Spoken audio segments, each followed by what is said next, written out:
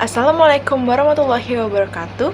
Perkenalkan, nama saya Merdika Nurastin dengan NIM 2210701027 kelas B, konsep dasar keperawatan angkatan 2022. Dalam video kali ini, saya akan menceritakan sejarah tentang Rufaidah Al-Ansyariah sebagai perawat pertama di dunia dalam Islam.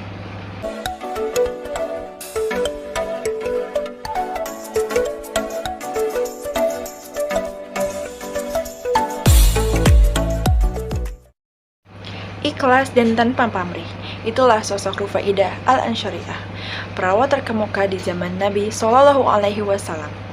Sejarah peradaban Islam mencatat pengabdiannya di dunia keperawatan dengan tinta emas. Bahkan, ia dinobatkan sebagai perintis keperawatan modern. Muhammad Ibrahim Sholih dalam kitabnya Nisa Haulal Rasul Shallallahu Alaihi Wasallam mengungkapkan, Rufaidah adalah seorang wanita yang berasal dari kabilah Aslam. Ia dengan penuh kesetiaan menolong dan mengobati setiap orang yang terluka di zaman Rasulullah Shallallahu Alaihi Wasallam. Secara khusus, ia mendirikan kemah di dekat Masjid Nabawi. Di tempat itulah ia menolong dan mengobati setiap orang yang terluka. Ibu Ishaq dalam riwayatnya menuturkan, ketika Sa'ad bin Mu'adz terluka dalam perang Khandaq, Rasulullah Shallallahu Alaihi Wasallam berkata kepada para sahabat, "Bawalah dia ke tenda Rufaidah dan saya akan menjenguknya nanti." Mengutip kitab Al-Kitab Al-Mufrad, Ibrahim Salim menyebutkan, Imam Bukhari meriwayatkan Rasulullah menjenguk Sa'ad yang terluka pelipis matanya saat perang Khandaq di tenda Rufaidah setiap pagi dan sore. Rufaidah sudah memelopori pengobatan gratis, tutur Ibrahim Salim. Dunia keperawatan Islam mengukuhkan Rufaidah Al-Ansyariah sebagai perawat muslim pertama di dunia. Tak cuma itu, ia juga dinobatkan sebagai perawat pertama di dunia. Betapa tidak, Rufaidah sudah mulai berkiprah jauh sebelum Florence Nightingale, yang diklaim dunia barat sebagai pelopor keperawatan modern terlahir. Florence yang terlahir di Firenze, Italia pada 12 Mei 1820 baru berkiprah di dunia keperawatan pada abad 19 Masehi. Itu artinya Rufaidah telah merintis dunia keperawatan 12 abad lebih dulu dari Florence. Profesor Omar Hasan Kasul dalam studinya menggambarkan Rufaidah sebagai perawat profesional pertama dalam sejarah Islam. Menurut Omar, sejarah menggambarkan Rufaidah sebagai perawat teladan, baik, dan bersifat empati. Rufaidah adalah seorang pemimpin, organisatoris, mampu memobilisasi dan memotivasi orang lain, tutur Omar. Rufaidah juga digambarkan memiliki pengalaman klinik yang dapat ditularkan kepada perawat lain yang dilatih dan bekerja dengannya.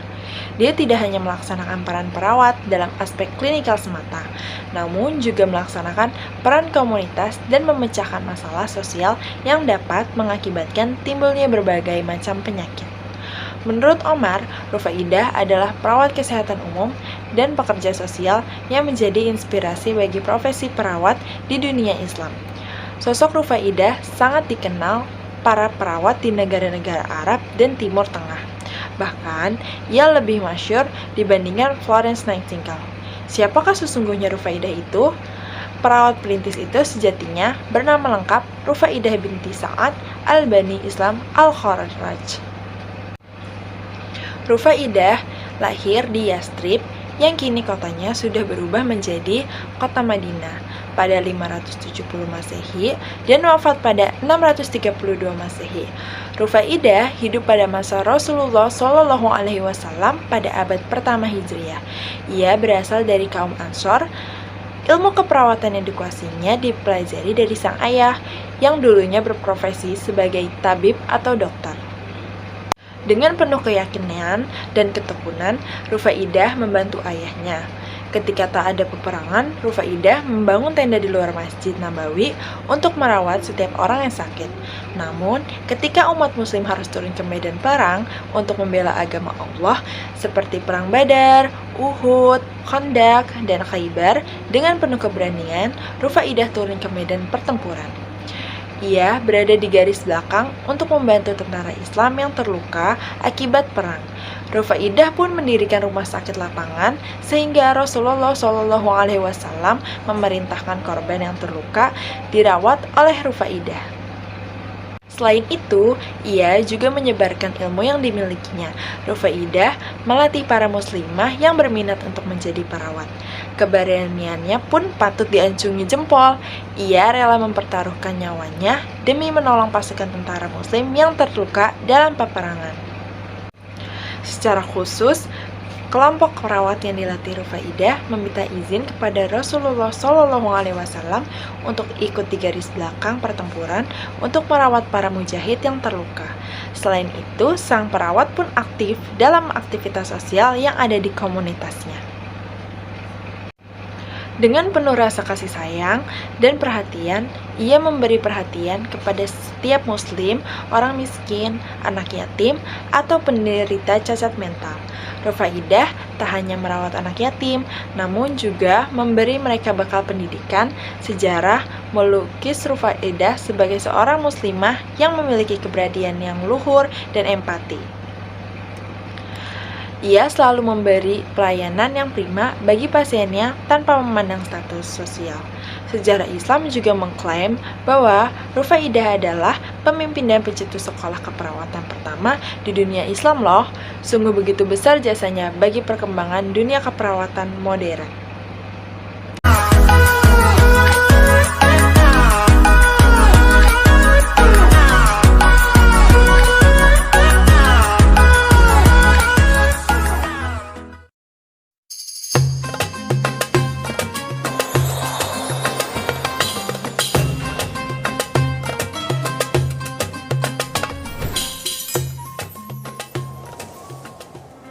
Rufaidah Al-Aslamiyah merupakan sosok perawat wanita muslim pertama, sekaligus dokter bedah pertama dalam dunia Islam.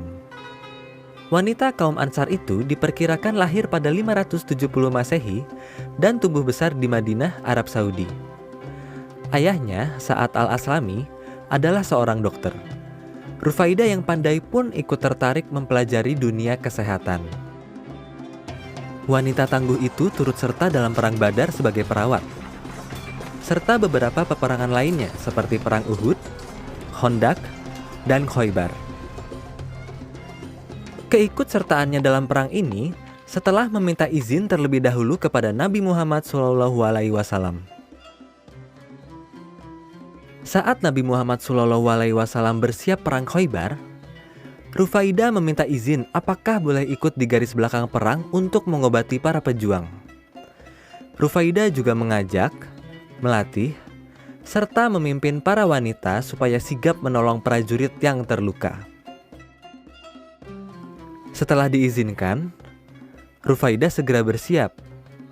Dia pun melakukan tugasnya. Setelah peperangan usai, Rufaidah melanjutkan kegiatan sosialnya menolong pasien yang membutuhkan. Rufaidah juga senang hati membantu anak-anak yatim piatu, cacat, dan miskin hingga akhir hayatnya.